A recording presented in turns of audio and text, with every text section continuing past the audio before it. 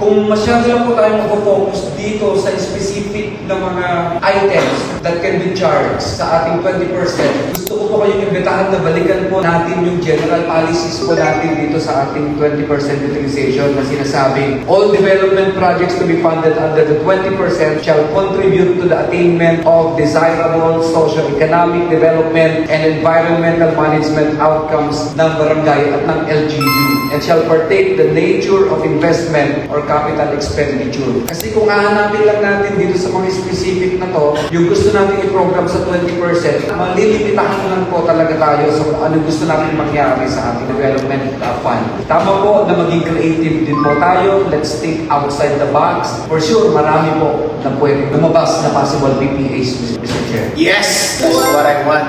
Pero sa totoo lang po, nakaka-boring eh. Kung year in, year out, puro street light, puro barangay hall, puro fence, edi hanggang doon lang din ang development ng community natin.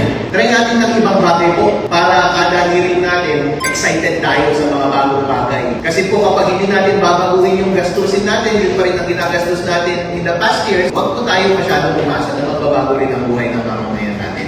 Okay po?